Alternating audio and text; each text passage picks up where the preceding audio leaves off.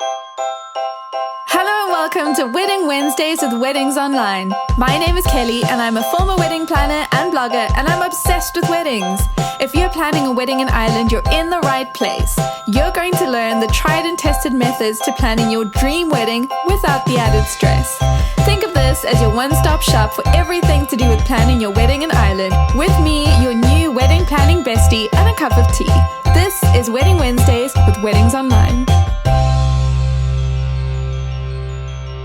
If you are neurodivergent, it doesn't mean that you can't have the wedding that you have always dreamed of. When we picture weddings, sometimes we picture the big, lavish wedding that's fit for royalty. And you know what? You might feel like that's the type of wedding that you have to have, and maybe it's the type of wedding that you really want to have. But maybe the thought of the wedding is stressing you out so much. It could be the fear of being the center of attention. It could be sensory needs that you have or social anxiety about crowds. Well, here's my reminder to you that your wedding is a day to commemorate the exchanging of vows, the promises that you're making to your partner in front of your friends and family, and so you can get married anywhere you want to. My name is Kelly, and I'm the host of the Wedding Wednesdays podcast, and today we are talking all about neurodiverse weddings and couples, and I've got two amazing experts who are going to join me, and they're going to help share some tips about things that you can do, some really practical things you can do if you're concerned about all eyes on you or sensory overload or anything else to do with being neurodivergent. So before we get into it, I think it's helpful to note that all couples getting married have certain things that they need to help them feel comfortable on their wedding day. It's just that some of those things have become normal and other things are considered a little bit extra. So I don't want you to feel like just because you are neurodiverse, that now you have to either think that everything that you need is really extra and unnecessary, or you have to sacrifice your own comfort for the sake of the guests at your wedding. I fully believe that every couple can and should have the day of their dreams, no matter what that looks like. And something that we like to say at Weddings Online is your day, your way. And that is particularly true if you are neurodiverse. And so if you didn't know, this week, so from the 18th of March to the 24th, is actually Neurodiversity Celebration Week. And this is what that's all about. It is a worldwide initiative that challenges stereotypes and misconceptions about a neurological difference. It aims to transform how neurodivergent individuals are perceived and supported by providing schools, universities, and organizations with the opportunity to recognize the many talents and advantages of being neurodivergent, while creating more inclusive and equitable cultures that celebrate differences and empower every individual. So I thought, since we're in the middle of Neurodiversity Celebration Week, what better opportunity than this to talk all about, what it's like to be neurodivergent, planning a wedding, and how to navigate some of the challenges that you might be facing, and perhaps answer some of the questions that you have, and to put your mind at rest, to say your day, your way. And so I'm going to begin by sharing a few top tips. We're then going to talk a little bit about wedding ceremonies, and then I've got two experts who are going to weigh in on some really practical things that you can do to make sure that you are really comfortable and having the time of your life on your own wedding day. So first, these are my top tips.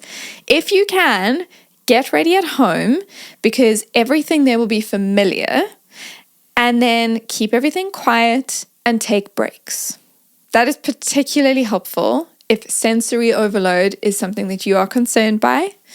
Visit your wedding location a handful of times because you want to be familiar with the places that you're going to be hanging out in on your wedding day. It also gives you a chance to get to know the wedding coordinator and for the wedding coordinator to get to know you. You can ask all the questions that you have, but really the exercise of going to the venue multiple times, part of it is just information, it's finding out about the different places, but it's also so you can feel comfortable. You want to be familiar in the space and you want it to feel kind of like your second home. Another thing is do what you would normally do to calm down. So if you're the type of person who likes earplugs or sensory items or fidget toys, that kind of thing, if you find that that's really helpful for you, make sure that you have those things with you on your wedding day. It might just be something that you have in case you need it, or it could just be, in a bag somewhere. Your bridesmaids could keep it for you. You could keep it in your hand, whatever you feel comfortable with. You have to remember that the people at your wedding are your friends and family. They know you, they love you, they hopefully have a bit of an understanding of why you might need to have some sensory items with you. So have them. Don't feel like you can't use them because they're yours. You could sit at the end of the table if that would help you to feel less overwhelmed. So traditionally, when it comes to seating arrangements, there are so many different options. You've got rectangular tables, you've got circular tables, you've got banquet style tables, which is what my husband and I had. We had like 2 long banquet style tables, and we sat in the middle of one of the tables because we wanted to be in the middle of everything happening. There are also other options like a sweetheart table where it's just the couple sitting on their own, and then all the guests are at other tables, in groups of 8 or 10 or, whatever the table size will allow and whatever the venue can accommodate. But depending on what type of tables you have, you might find that actually sitting at the end of the table instead of in the middle of the table, sure, it might look a little bit different, but that might help you to feel a bit like you're not in the middle of everything and you have a good view of everything. And also for some, like an easy escape route if you needed to just pop out to get some fresh air and just not feeling like you're claustrophobic and surrounded by everybody. Being at the end of the table, or like I mentioned, a sweetheart table could be a really great solution for you. Have a quiet place where you can go if you want to get away from people or noise. And I would recommend this to all couples. I don't think that you have to be neurodiverse to feel like you need some space. Sometimes just being around loads of people for the whole day can feel a bit overwhelming. So knowing that there is a quiet place where you can just nip out and just get a little bit of air is quite a helpful thing. It just helps to decompress and just take those breaks that we mentioned before. Buffet style food is always a great option for people who like to be able to choose what they want to eat, but still provide lots of options for everybody else. Instead of the plated meal or the banquet style where food comes to the table and you can kind of dish up from shared platters. And then set your expectations and boundaries for the day and communicate them clearly with your wedding party and your suppliers and basically anyone else who's going to be making the day happen for you. Being neurodiverse, it's not a big secret. It's not something that you should feel you need to hide. I feel like if you can be really open with the people who are going to be really close to you on the day, and the people who are going to be making everything happen, like your suppliers, your venue coordinator, it just means that they will know how to support you. And so if you had to say to them, this is something that I would really love to have, I struggle with sensory overload, and to have a quiet place where I can just have little breaks would be really helpful. What do you recommend? And you'd probably find that your venue coordinator will have some great suggestions of things you can do. It also means that someone like your photographer, for example, or your DJ, people who might be involved in critical moments in the day, like the first dance or that kind of thing, they'll understand if you say, actually, I'm not ready to do it now. Could we wait 10 minutes? Then they'll know ahead of time to be flexible with the timeline and to see how they can accommodate you in the moment. So being super open is really, really helpful. Let's have a quick chat about wedding ceremonies, and then I'm going to introduce my first guest expert. So ceremonies, I always recommend a celebrant-led ceremony because that way you're picking someone who's going to know you well before the day. So a celebrant-led ceremony really does involve sitting down with someone who's going to understand you. They'll get to know you as a couple, and they can really personalize things for you. I think having a rehearsal beforehand, if that's possible, is a great way for you to know what to expect. So I know we mentioned before with the wedding venue that if you can go and visit the venue a few times, you can be comfortable with your surroundings. If your wedding ceremony is at the venue, you could then incorporate a bit of a rehearsal with your celebrant or your solemnizer at the venue. And if not, if there's a separate venue, you'd have to try and coordinate that separately. But the idea here is if you have some kind of a rehearsal or a walkthrough, it helps you to know where you're coming in, where you're going to walk to, where different people will be. And it just means that when you're there, it's not that, the day has to flow exactly how it was rehearsed, but it's more for you to feel comfortable with your surroundings and to know what to expect. Think about the lighting and the temperature. You want to be comfortable, and so consider what would help you to feel comfortable, and then have a conversation with the people at the venue, the people who are doing the lights and different things, possibly even your DJ or your band if there'll be lights involved. Just have conversations about what your options are so that you know ahead of time that you're going to be comfortable. Create a space to decompress before and after the ceremony. So I would say this is probably different to having the quiet place you can nip to during the dinner time. My husband and I actually did this. We came out of the ceremony space. All our guests were still in the ceremony venue. So we kind of walked back up the aisle. We then went to a quiet room, and it was more for us to just have a quiet moment together just for a few minutes. It wasn't very long. I think it probably wasn't even 5 minutes. And it was kind of just a lovely moment for us to be together and to say, oh my gosh, we're married. How crazy is this? And just have a moment, because at that point we hadn't seen each other, for the whole day, other than being in front of everyone we know and love in our wedding ceremony. So it was a great moment for us to decompress. And then we went back out and we saw everyone, and it just helped to reset that part of the day. Have a conversation with your venue about limiting background noise during the ceremony if you are concerned about the sensory experience of background noises. It could be things like talking about maybe the catering staff not setting things up or putting out decor on the tables while the ceremony is happening. It could be that that's done before the ceremony begins or after the ceremony is finished. It's just that kind of noise that if the other staff that works at the venue, if they can plan around some of those quieter moments in the day, it will just help you to be fully present and to focus on the ceremony and what's happening in the moment, and not to be worried that there will be other noises and things happening. Okay. I had a chat with an amazing wedding solemnizer called Edel O'Flynn, and I spoke to her about what you can do when you want to walk into the ceremony venue, but you feel concerned about all eyes being on you. So traditionally what will happen is one partner will be waiting at the top of the aisle with some of the wedding party. Then usually the other wedding party will start walking up, and then the other partner will come out. That's what we did. So my husband and his groomsmen were waiting at the top of the aisle. My bridesmaids then came in, and then it was me to come in, and everyone looked at me. And I was totally happy with that because I don't mind all eyes on me. I kind of like it. And so some people love that. They love being the center of attention, but other people don't. And so if you're thinking, how am I going to get married because I just don't want everyone looking at me?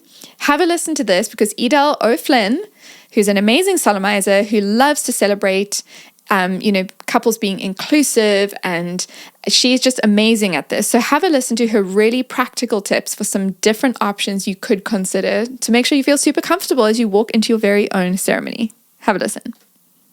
Hi everyone, Edel O'Flynn here. So to help a couple decide on what kind of entrance they wish to make into their ceremony space, it is important for me as a celebrant to get to know a couple well.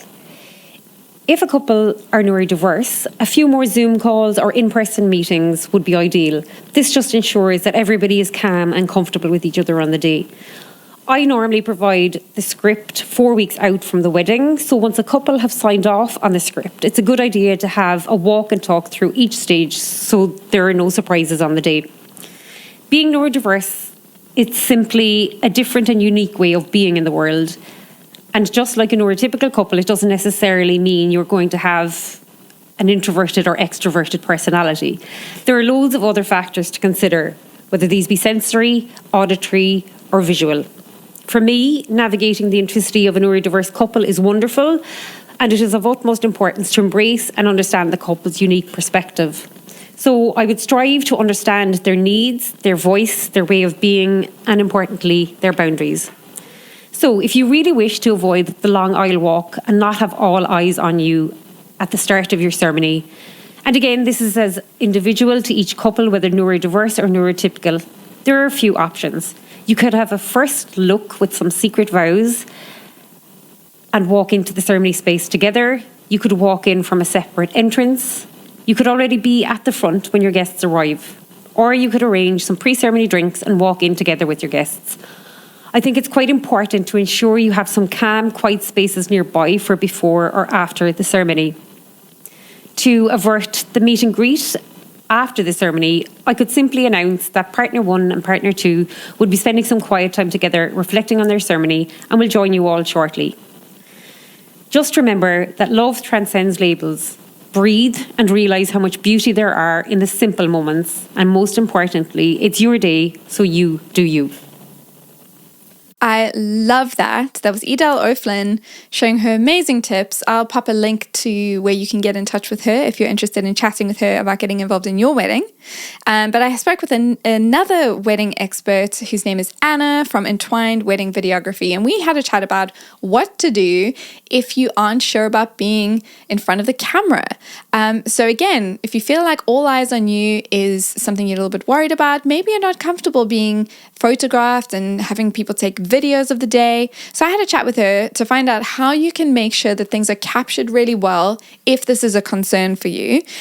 So Anna and her partner are neurodivergent, and so they totally understand where you are coming from. So have a listen to these really practical tips from Anna, and you'll find out that actually having a wedding video is a great way to relive the day, especially if you think you might be really overwhelmed and perhaps not fully present in the moment. Having a wedding video is a really good thing to have. So have a listen to this. Hi, Anna here from Entwined Weddings and fellow neurodivergent.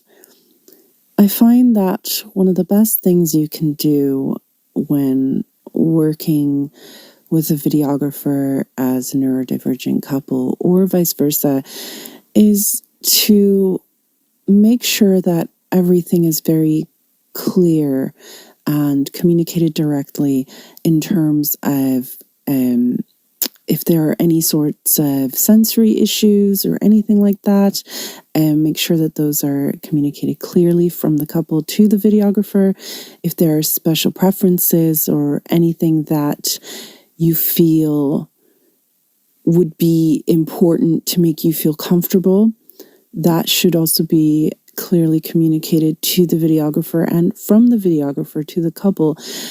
Just sort of going through the plans of exactly what you would need to do. For instance, if you need to set up a microphone, if there is going to be a light attached to your camera, and any sort of